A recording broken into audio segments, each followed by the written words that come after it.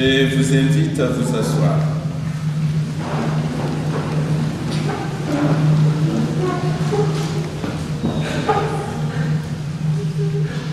Bonjour à vous toutes et à vous tous, et soyez les bienvenus à cette Eucharistie spéciale, lancement de l'unité pastorale de Ramilly. Vous me permettrez de souhaiter particulièrement la bienvenue à Monseigneur Jean-Luc Hudson et de le remercier par la même occasion du projet des unités pastorales dans notre vicariat. Il en est l'auteur et aujourd'hui il est au milieu de nous pour lancer nos paroisses. Bienvenue Monseigneur Jean-Luc et merci d'être venu personnellement présider cet envoi à mission de notre unité pastorale. Je voudrais souhaiter également la bienvenue à Rebecca, qui est la jointe de Monseigneur Hudson, chargée des unités pastorales. Bienvenue à vous, Madame Rebecca, et merci de nous avoir accompagnés avec patience et efficacité dans la recherche de la forme pouvant correspondre à nos réalités locales. Je voudrais également souhaiter la bienvenue à notre doyen Yves. Il a toujours manifesté un grand intérêt pour la démarche que nous faisions, nous invitant à chaque réunion du doyenné à partager avec nos confrères prêtres qui œuvrent dans la commune de Péroué les joies et les difficultés que nous éprouvions. Merci, cher doyen Yves. Bienvenue à vous, chers membres du conseil de notre unité pastorale, et merci pour le travail déjà accompli, mais également pour le travail à venir. Merci pour votre engagement au sein de nos paroisses. Je me dois d'en excuser un auprès de notre assemblée, le Père Flavien, qui est retenu à Kinshasa par une réunion de sa congrégation. Nous avions pensé avoir la joie d'avoir au milieu de nous notre vicaire dominical Jean de la Croix. Malheureusement, il est tombé malade et donc il n'est pas présent.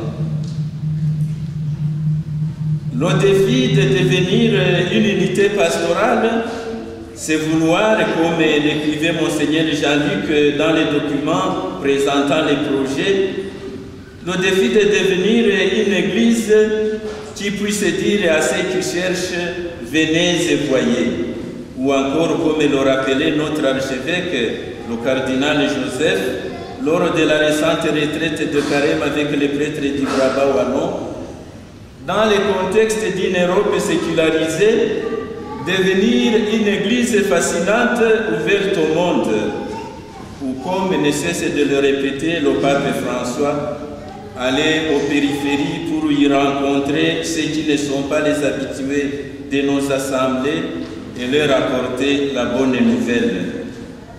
Pour cela, une étroite collaboration entre nos petites paroisses est indispensable.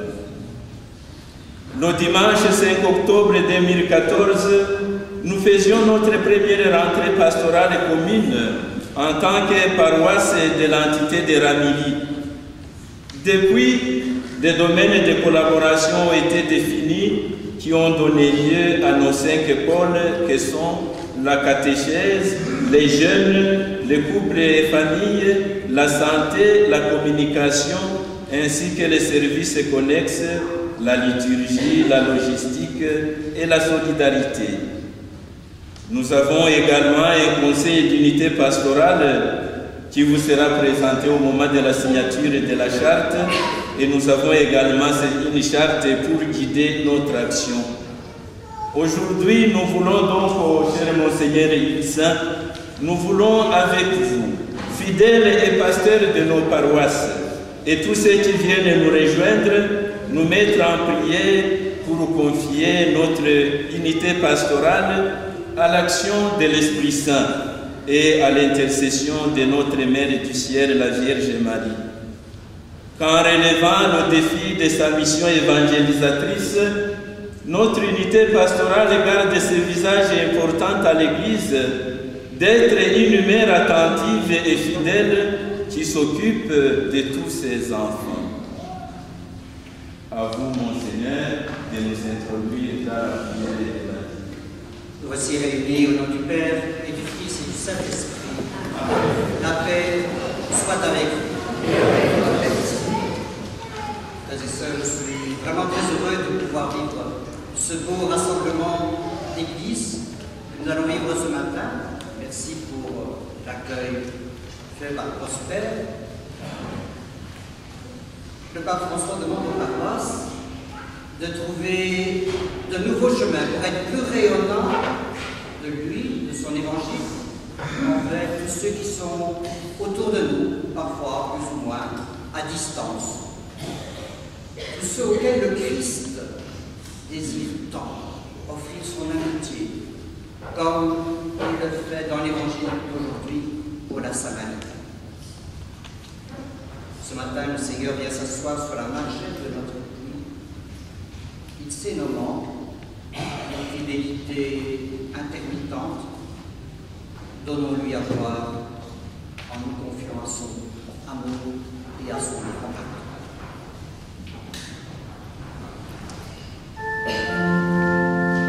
Seigneur Jésus, envoyé à toi, pour guérir et sauver les âmes, prends pitié de nous.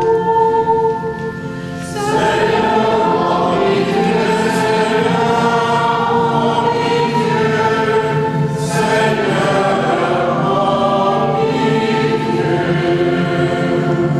Mon Christ, comme dans le monde, appelez tous les pécheurs, prends pitié de nous.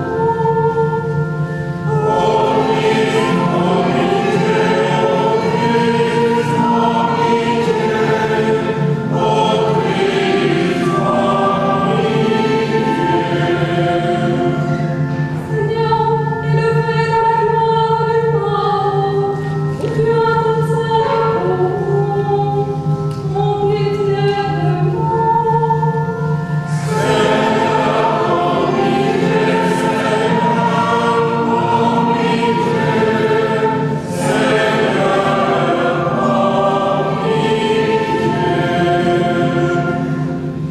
Et que Dieu Tout-Puissant nous fasse miséricorde, qui nous pardonne nos péchés, qui nous conduise à la plénitude de sa vie éternelle. Amen. Prions.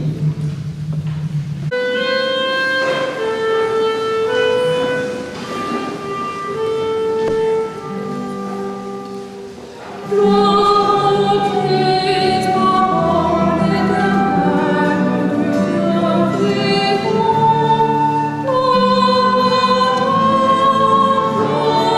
à toi, gloire à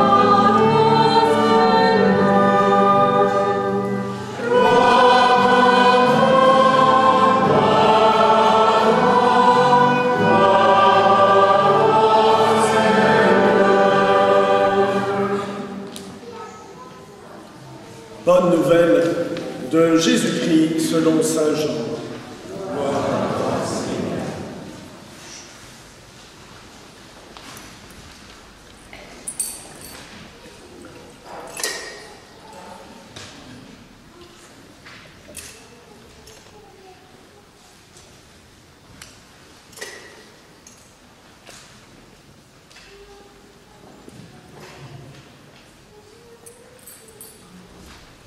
Le Seigneur soit avec vous.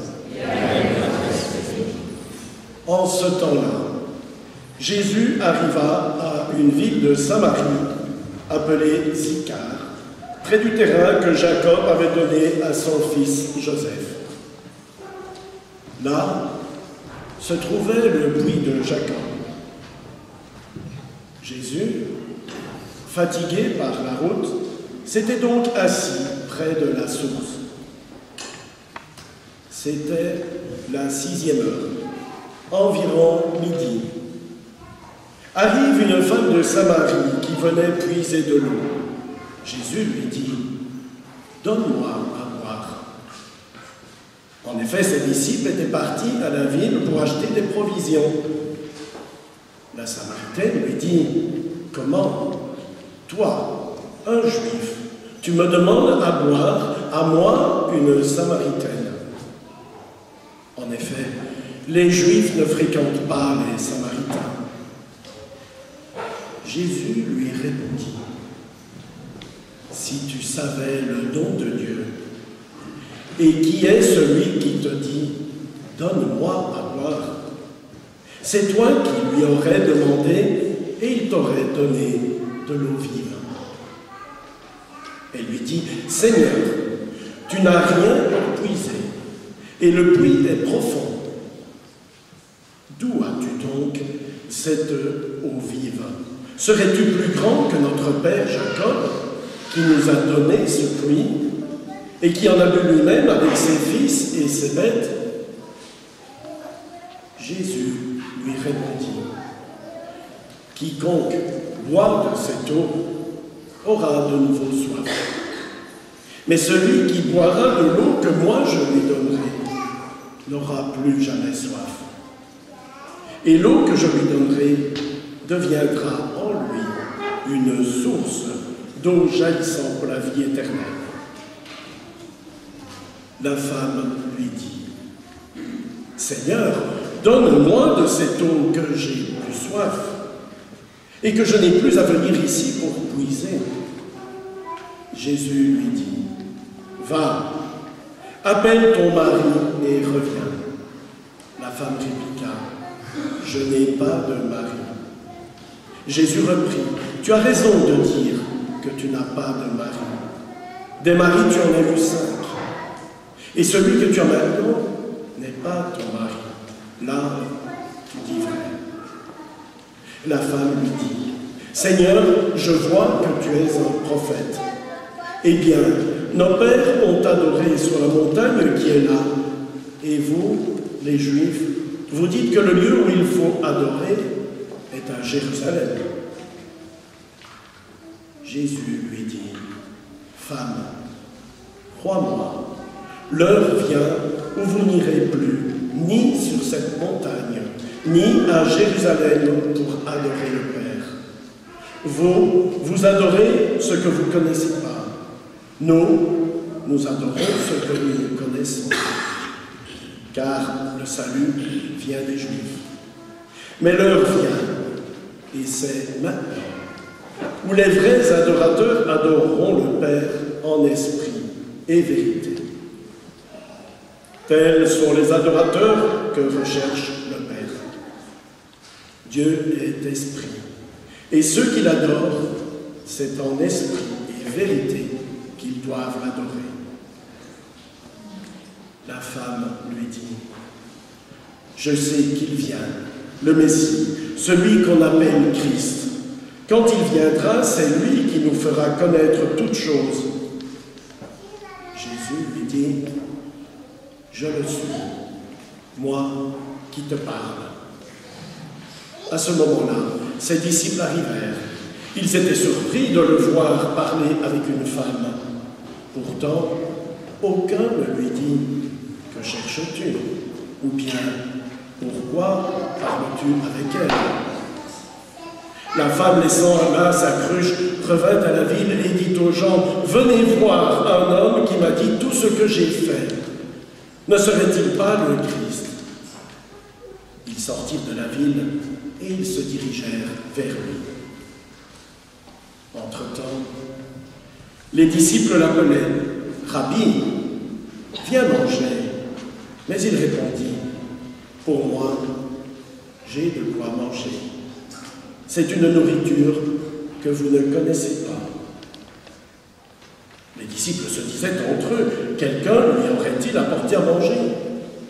Jésus leur dit, « Ma nourriture, c'est de faire la volonté de celui qui m'a envoyé et d'accomplir son œuvre. Ne dites-vous pas, encore 4 mois et ce sera la moisson? Et moi, je vous dis, levez les yeux et regardez les champs déjà dorés pour la moisson. Dès maintenant, le moissonneur reçoit son salaire. Il récolte du fruit pour la vie éternelle, si bien que le semeur se réjouit en même temps que le moissonneur. Il est bien vrai, le dicton, l'un sème, l'autre moissonne. Je vous ai envoyé moissonner ce qui ne vous a coûté aucun effort. D'autres ont fait l'effort, et vous en avez bénéficié. Beaucoup de Samaritains de cette ville crurent en Jésus, à cause de la parole de la femme qui rendait ce témoignage. Il m'a dit tout ce que j'ai fait.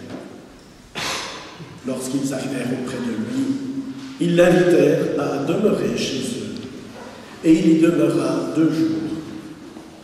Ils furent encore beaucoup plus nombreux à croire à cause de sa parole à lui. Et il disait à la femme, « Ce n'est plus à cause de ce que tu nous as dit que nous croyons. Nous l'avons entendu, et nous savons que c'est vraiment lui, le Sauveur du monde. Acclamons la parole de Dieu. »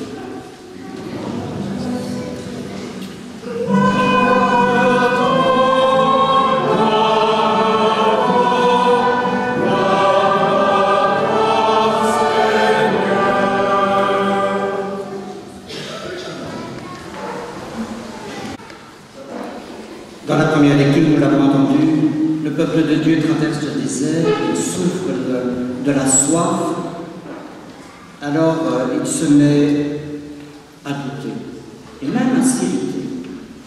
Le Seigneur est au milieu de nous, oui ou non? C'était un message de Mériba, et ce lieu où le peuple de Dieu a cherché querelle à Dieu, a marqué les mémoires. Régulièrement, la Bible fait mention de ce lieu, mais où se passent 2 choses. Le peuple, une fois de plus, râle, récrimine contre Dieu, mais en même temps, c'est le lieu où, dans sa miséricorde, Dieu fait jaillir cette eau tant espérée. Retenons déjà cela, même dans nos déserts, dans nos passages vides, Dieu peut faire jaillir son eau vive, même dans nos doutes, ou quand nous l'accusons d'être apparemment aux abonnés absents, dans nos Massa et Mériba à nous, Dieu reste fidèle. Il vient s'asseoir à la margelle de notre puits. Nous avons entendu Saint Jean. Jésus, fatigué par la route, s'était assis au bord du puits de Jacob. Dans le commentaire qu'il fait de cet évangile, Saint Augustin nous dit « C'est pour toi, mon frère, que Jésus s'est fatigué sur le chemin. » Fatigué de quoi? Fatigué de m'avoir tant cherché. Et le Christ continue, il ne cesse de venir et de s'asseoir au bord de mon propre puits. Comme ce matin, en cette église, et vous les plus jeunes, trouvent ceux qui se préparent à la première communion, c'est à ça que vous vous préparez, à recevoir ce Jésus qui vient vers vous et qui désire tant, qui a tellement soif de nouer avec vous une amitié, de vivre tout au long de votre vie avec vous sur le chemin, avec tout son amour, avec toute sa tendresse.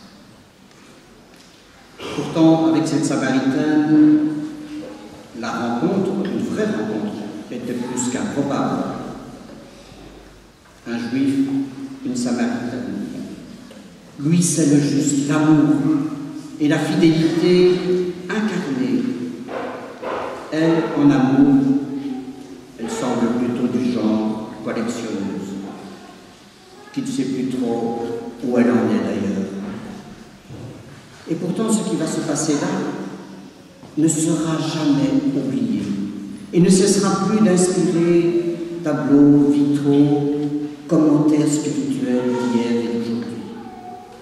La Samaritaine a rencontré là ce qu'elle attendait du plus profond de son être. Là, elle a été rencontrée dans sa soif si intense d'être vraiment aimé.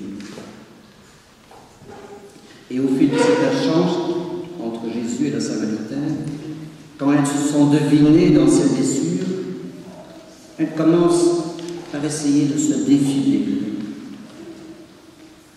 Les questions théologiques ou spirituelles peuvent parfois servir à cela, à parler d'autre chose.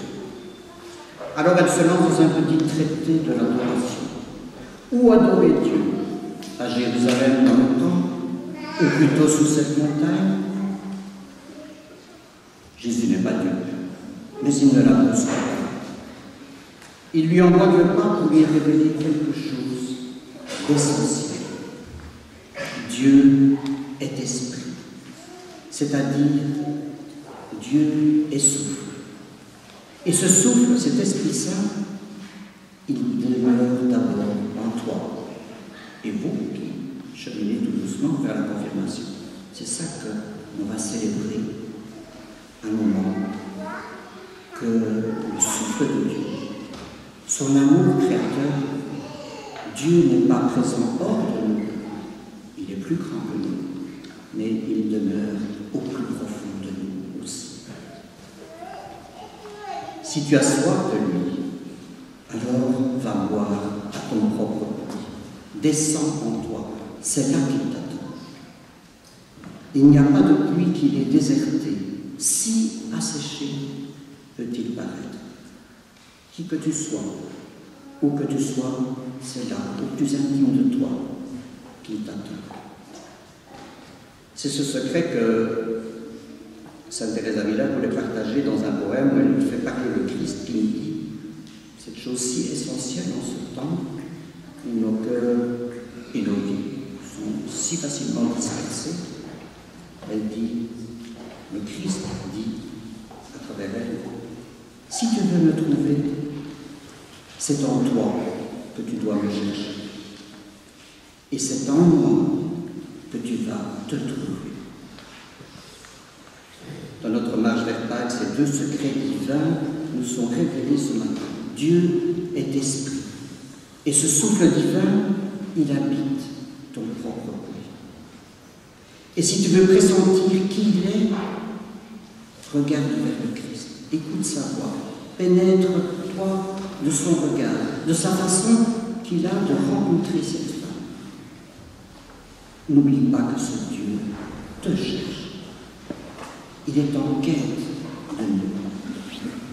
Et c'est la différence, c'est l'unicité de la foi biblique et de la foi chrétienne que de nous parler d'un Dieu qui est en manque de nous.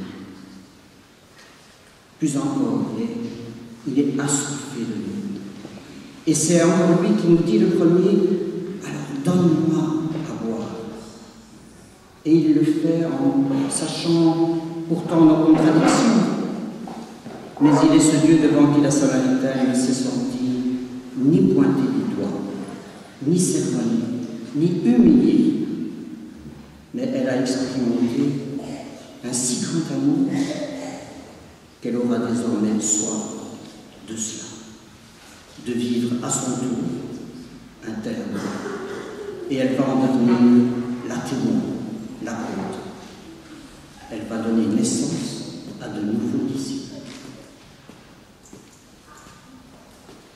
Des puits qui ont soif de sens, d'amour, des puits qui, sans le savoir, ont soif de Dieu. En fait, il y en a plein autour de nous. J'écoutais encore les adultes qui demandent le baptême cette année. Ils disent tous que, sans trop le savoir, depuis longtemps, ils avaient soif de ce Dieu-là, celui qui a rencontré la Samaritaine. Jusqu'au jour où des témoins, des chrétiens, leur ont fait connaître celui que leur cœur aimait, sans encore le connaître. Quand on lance une unité pastorale, il y a 1000 choses qu'on pourrait dire. Rassurez-vous, je ne vais en dire qu'une seule. Mais elle est essentielle. Au bout du compte, si nous créons des unités pastorales, si nous demandons à des paroisses de collaborer dans un certain nombre de projets mentionnés dans votre recherche, c'est d'abord pour cela, pour dire à d'autres, si tu savais le don de Dieu, si tu connaissais ce Dieu qui te cherche, en unissant vos forces, vos talents, vos charismes, avoir des actions pastorales de qualité, qui fassent signe, qui soient belles et soignées, pour inviter ceux qu'on ne voit pas ou moins souvent dans nos assemblées, mais que le Seigneur veut rencontrer. Ceux et celles, enfants, jeunes, adultes, jeunes parents, aînés, qui sont autour de nous, souvent à distance, ou qui ont pris leur distance, mais qui ont plus soif de Dieu, de l'Évangile, pour ne le croire, et qui ne le croient eux-mêmes. Pourquoi collaborer entre paroisses à la catéchèse, au service des jeunes, des couples, des familles, dans la préparation du mariage, du baptême, ayant le souci des malades, des personnes isolées, de ceux qui sont blessés par la vie? Pourquoi soigner la communication, la solidarité? Pour ceci, pour vous-même bien sûr, mais pour permettre à d'autres de découvrir à travers tout cela ce qu'est l'Évangile et ce qui nous révèle de ce Dieu aimant, qui ne vient pas d'abord pour nous faire la morale, mais qui vient nous rejoindre dans notre soif la plus profonde, celle de se sentir accueilli avec bienveillance, là où on en est chacun, se sentir mystérieusement désiré par Dieu, cherché avec amour et vérité. Expérimenter que si Dieu nous met ensemble, en église, en communauté, en célébration, c'est dans un climat de fraternité, de solidarité, où je découvre que je compte pour les autres. Bien sûr, nous n'avons rien à imposer, mais si nous aussi nous éprouvons ce qu'a ressenti la Samaritaine, ce si grand amour de Dieu pour nous, comment ne pas proposer, comment ne pas inviter, mais en sachant que nous ne pouvons que dire, si tu savais le don de Dieu, et essayer d'en donner le nom aux autres. Comme disait saint Paul, être une unité pastorale qui rayonne en ce lieu, dans nos villages, de cette paix et de cette espérance qui ne trompe pas. C'est ce que je vous souhaite. Amen.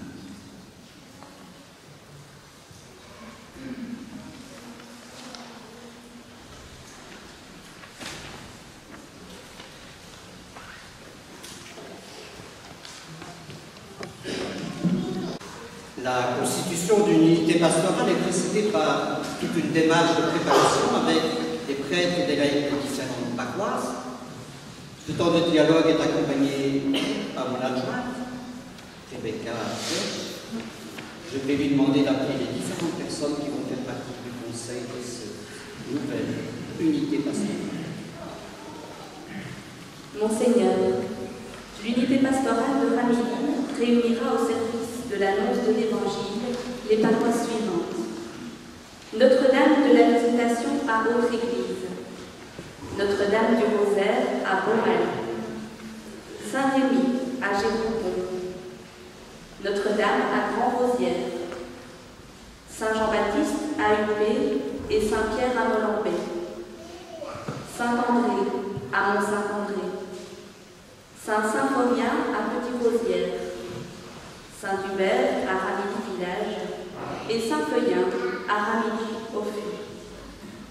J'invite à s'avancer devant l'autel ceux et celles qui ont été appelés à former le conseil pour un mandat de 3 ans. Messieurs les abbés, Prosper Kayamwanda, Les voici. Cyprien Mitsasa, Les voici. Hubert Maïduka, Les voici. Messieurs les diacres, Luc Tilmans, Les voici. Le voici. Vincent Pétrin, Mesdames Joël Demailleux, Caroline Abenas, Me voici, Axel Jamar, me voici, Sophie Janssen, Claire Leroy et Marie Tilmans-Loès. J'appelle également messieurs Philippe de Rivert, Paul Janssen et Claude Van Kutzen. Et nous sommes en communion avec le Père Flavien.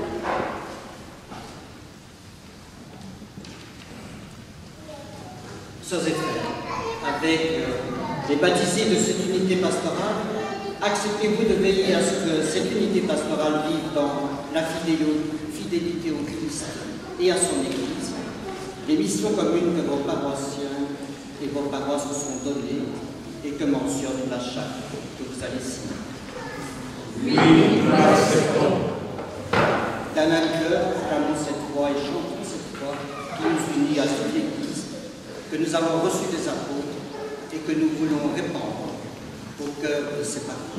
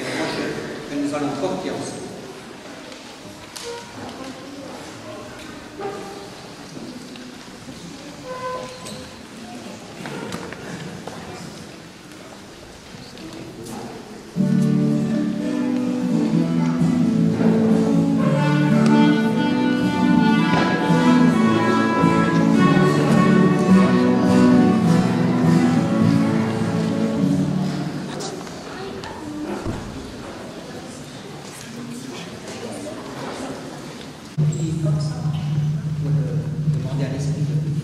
Vous allez prier comme ça, l'accueillir. Ça va? On y va.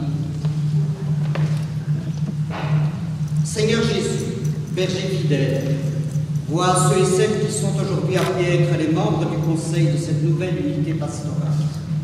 Vois aussi tous ceux qui collaboreront avec eux sur ce chemin que nous prenons ensemble au service de l'annonce de l'Évangile. Que les membres de ce conseil partagent en communion avec notre archevêque et moi-même le souci de garder et de conduire les 9 paroisses de cette unité pastorale sur les chemins de ta bonne nouvelle. Que ton esprit leur donne d'être créatifs, d'ouvrir à l'annonce de l'Évangile de nouveaux chemins. Inspire-les pour qu'ils discernent quels espaces inventer afin de pouvoir dire « Venez et voyez » à ceux qui, dans le secret de leur cœur, ont soif de toi. Donne-leur de discerner tes appels pour que les pauvres de cœur, les plus petits, ceux qui se tiennent à distance, soient rencontrés, aimés et respectés.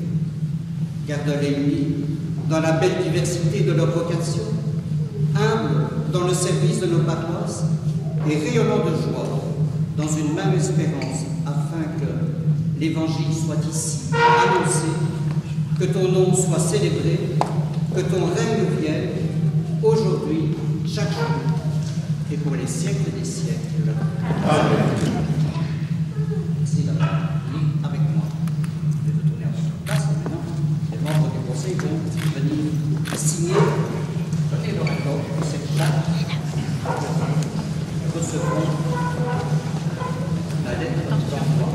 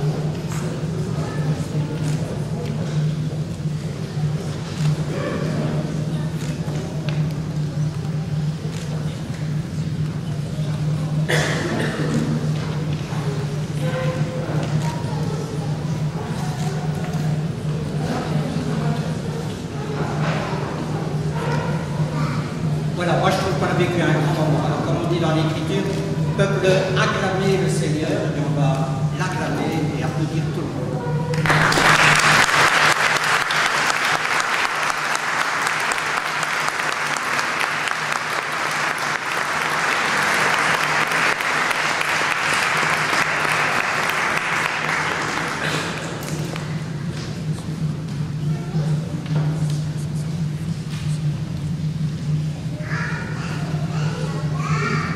Chaque représentant de paroisse maintenant va venir présenter à l'évêque un petit peu en une image ou deux images ou un objet particulier, va essayer de représenter sa paroisse, sa communauté paroissiale, et ensuite nous aurons la procession des offrandes. Alors, vous avancez.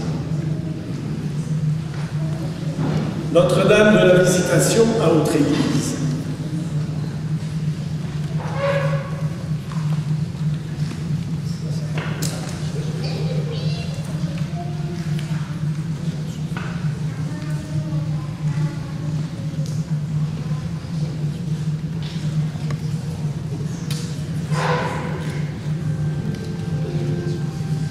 Notre-Dame du Rosaire à Montréal.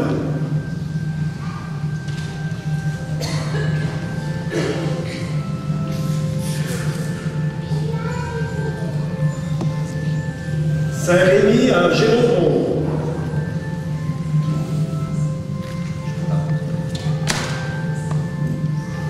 Notre-Dame à Grand-Rosière.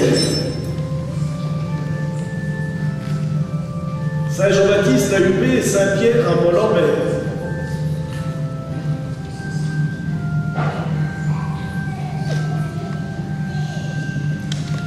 Saint-André à Mont-Saint-André.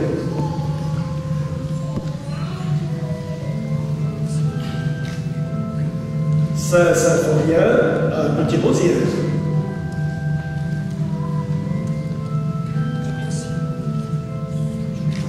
Saint-Hubert à Ramilly-Village.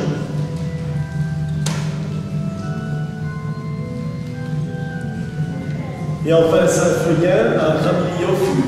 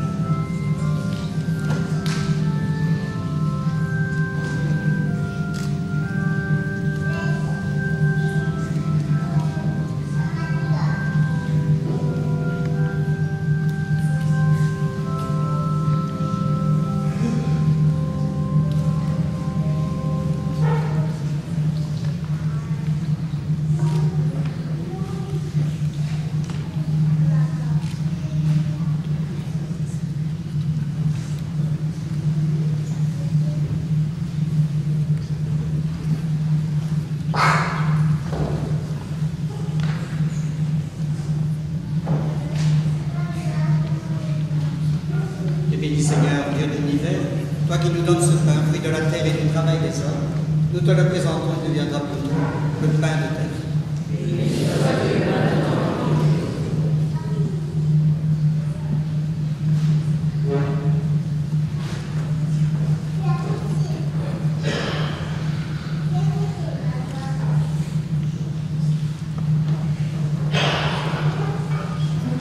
Et béni Seigneur, Dieu de l'univers, toi qui nous donnes ce vin, fruit de la vigne et du travail des hommes, nous te le présentons, il deviendra pour nous le pain de ton alliance éternelle.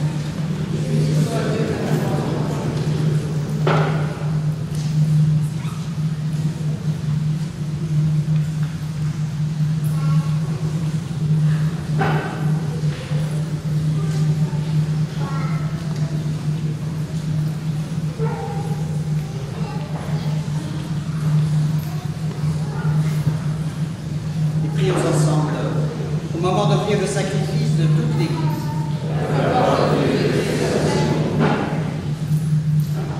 Reçois nos offrandes, Seigneur, et notre désir de faire Église ensemble, que cette Eucharistie nous obtienne la grâce de ta charité et l'élan de ton esprit, à la suite de Jésus le Christ, notre Seigneur.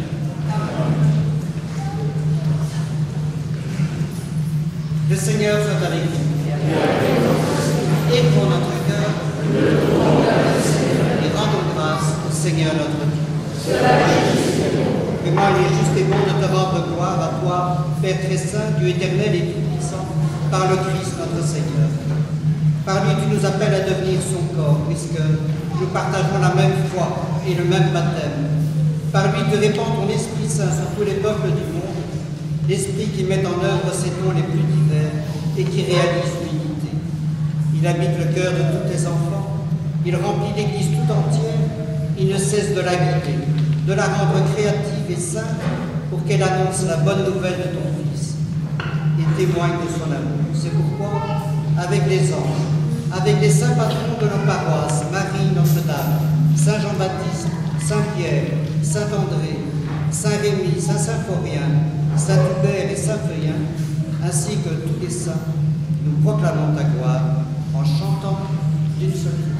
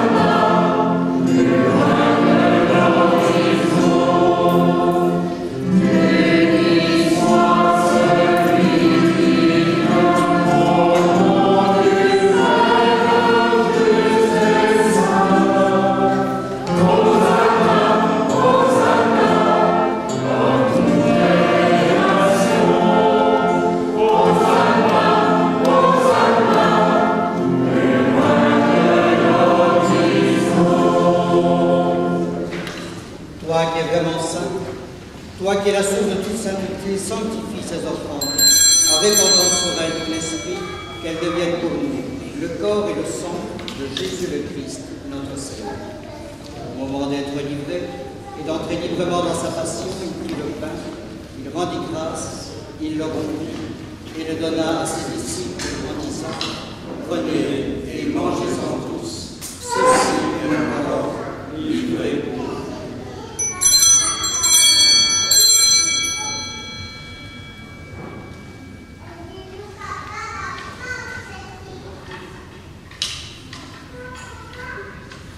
De même, à la fin du repas, il prit la coupe. De nouveau, il rendit grâce et la donna à ses disciples en disant : Prenez et buvez-en tous, car ceci est la coupe de mon sang, le sang de l'alliance nouvelle et éternelle, qui sera versé pour vous et pour la multitude en rémission des péchés. Vous ferez cela en mémoire de moi.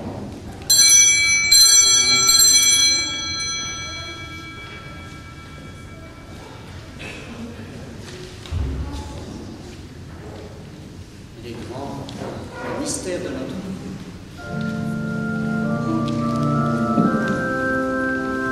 Proclamons le mystère de la foi, notre qui est mort.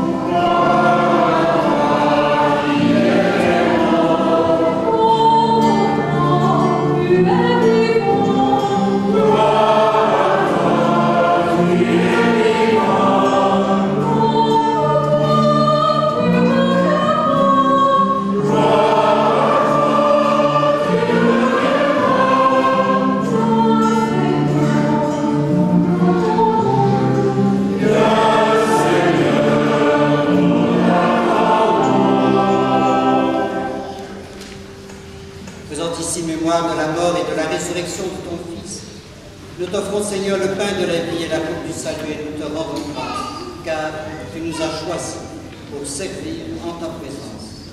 Humblement, nous te demandons qu'en ayant part au corps et au sang du Christ, nous soyons rassemblés par l'Esprit Saint en un seul corps.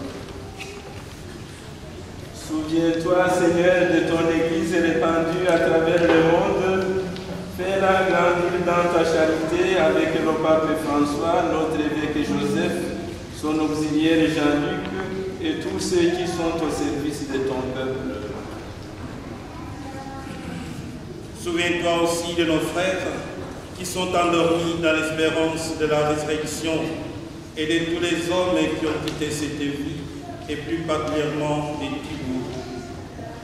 Reçois-les dans ta lumière auprès de toi. Sur nous tous, enfin, nous implorons ta bonté.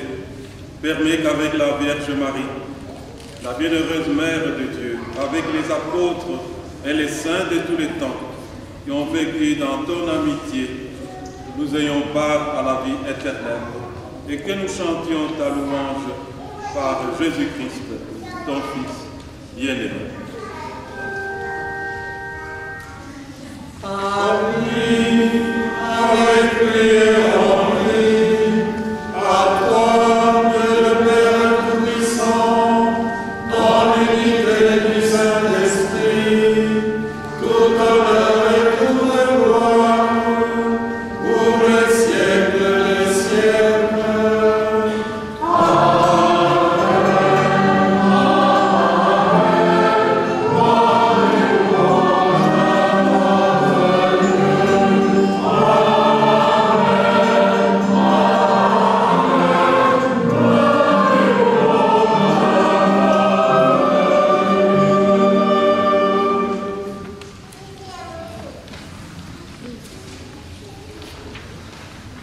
Unis dans le même esprit, nous pouvons dire ensemble la prière des enfants de Dieu et nous nous donnons la main en disant Notre Père, Qui es aux cieux, que ton nom soit sanctifié, que ton règne vienne, que ta volonté soit faite sur la terre comme au ciel.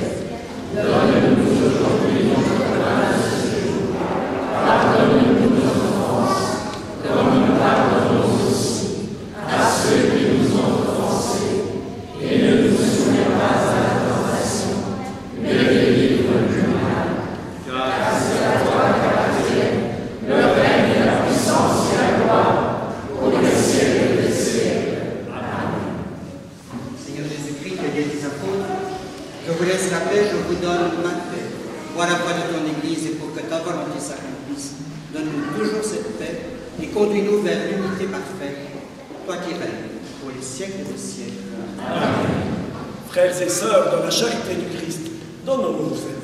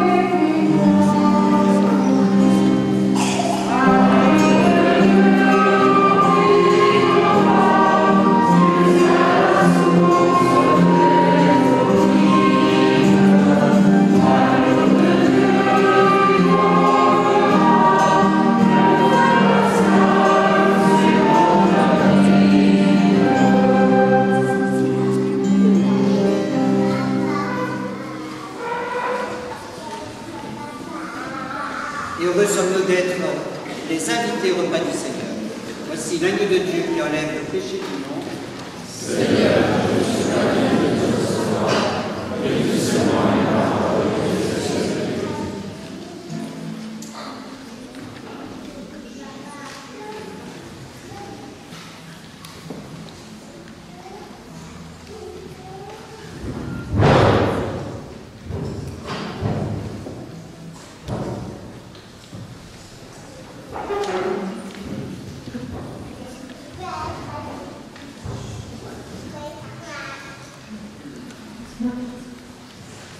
Afin de permettre une procession de communion la plus fluide possible, il y aura 4 points de communion, dont 2 ici à l'avant et 2 au milieu de l'allée. Vous aurez peut-être remarqué qu'il y a 2 couloirs de chaque côté au milieu du bloc central. Donc on fera 2 mouvements circulaires en s'avançant par l'allée centrale et en repartant chaque fois de chaque côté par la nef latérale. Et la même chose à l'arrière, vous pouvez revenir vers l'arrière. Merci.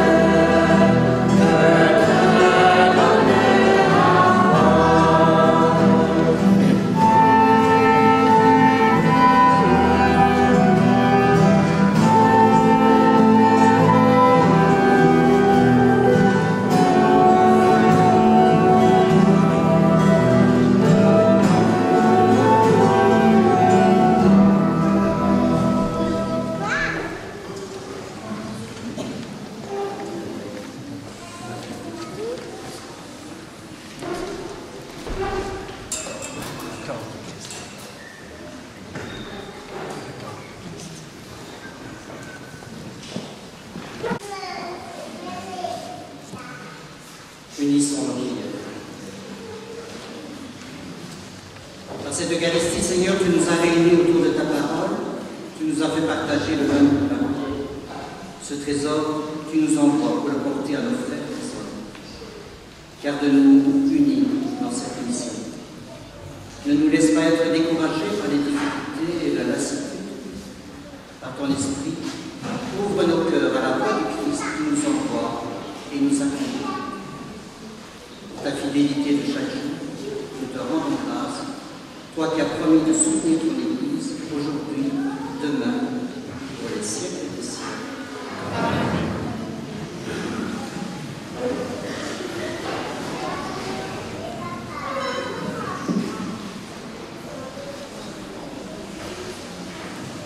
À la fin de cette messe, nous vous invitons à ces vers d'amitié très convivial, tout en remerciant notre Dieu. Et puisque nous sommes envoyés en mission, demain nous pourrons célébrer en unité pastorale la messe de la Saint-Joseph à Beaumal à 19h. Merci. Le Seigneur soit avec vous. Et avec votre esprit. Que Dieu notre Père, par sa présence et sa parole, vous fortifie et vous donne sa paix. Amen. Que le Christ vous garde sur le chemin de l'Évangile, qu'il vous envoie comme serviteur de tous pour relever, guérir et réconcilier les hommes.